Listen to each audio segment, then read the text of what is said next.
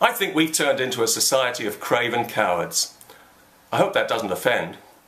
Actually, I hope it does offend, quite a lot actually, because you see, I can still remember the shock of the Rushdie affair about 25 years ago. The very idea that anybody could be killed for writing a book was surreal and horrific. Now we take it for granted that if you say the wrong thing about the religion of peace, you'll get death threats and you might actually be killed, so you keep your mouth shut if you know what's good for you. All for the sake of tolerance and diversity, of course. TV and newspapers routinely censor themselves now in a way that would have been unthinkable a few decades ago, not because they want to be sensitive, as they always claim, but because they're afraid of Muslim violence. Not only are they afraid of it, they're afraid even to admit they're afraid of it, in case it offends. There was a good example of this here in Britain a few weeks ago when a pair of notorious Islamic grievance mongers whipped up a controversy out of nothing and tried to get parliamentary candidate Maajid Nawaz deselected because he tweeted a cartoon of Muhammad to say that as a Muslim he didn't find it offensive. Not content with causing trouble for him here in Britain, these two human oil slicks also made sure that the story reached Pakistan, where people get killed for such things and where Mr. Nawaz has family and business. And the death threats duly arrived, as everyone knew they would. BBC Newsnight and Channel 4 News were all over this story, and both took the extremist side while pretending to be neutral by refusing to show the cartoon, and thereby betrayed every decent secular Muslim in Britain, of whom Mr. Nawaz is a prime example. They helped to make it even less likely that these small-minded Islamic bullies will ever be effectively challenged in their community, and let's be clear about why they did this. They did it out of fear. They did it because they were afraid that they and their families might be murdered. Welcome to multicultural Britain. Don't you love the diversity? And don't you feel enriched? But if the media won't defend free speech, then what exactly are the media for? And who will defend it? And who can?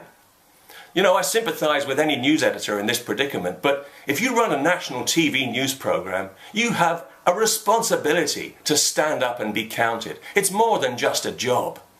You are the gatekeeper for our free speech and our free information. Your job is to report the truth with all the relevant information accurately and fearlessly. And if you can't do that, or if you're too afraid to do it, then you shouldn't be in the job because you're not qualified for it. And you are inflicting real damage on our society through your cowardice and the important position you hold. If you had an ounce of integrity, you would stand aside now, find a nice, safe little cubbyhole where you can't be threatened, and hand that job to somebody with a spine who can do it properly for all our sakes.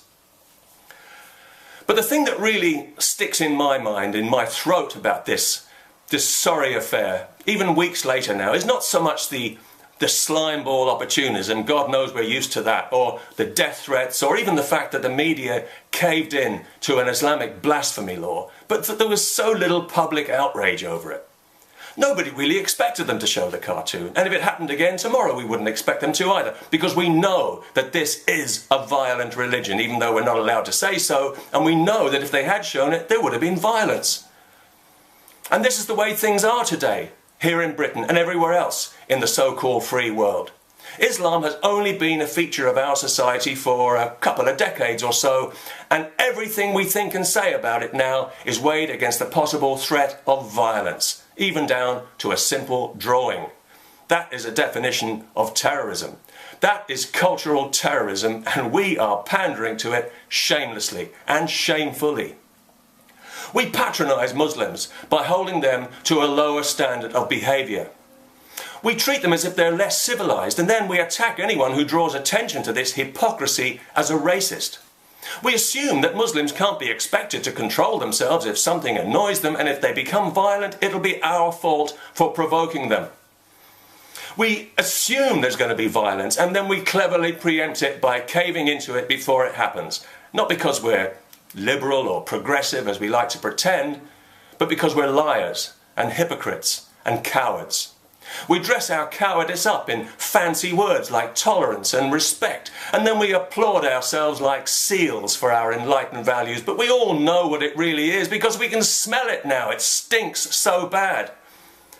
We're the first generation that has never had to defend its freedom. and it shows. We have no appreciation of where it comes from or what it cost.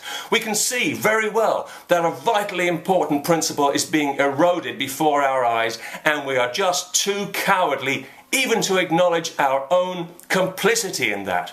We're like the townspeople in one of those Western movies who are always cowering in fear of one bad guy. When you watch that movie, you don't feel sympathy for those people because they don't deserve it. They're cowards, and so are we.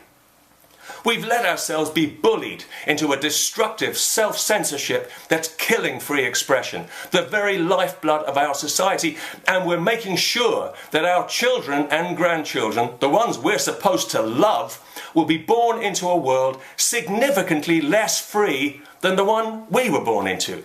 Don't you feel proud of yourself? They'll pay the price for our hypocrisy, dishonesty, and cowardice.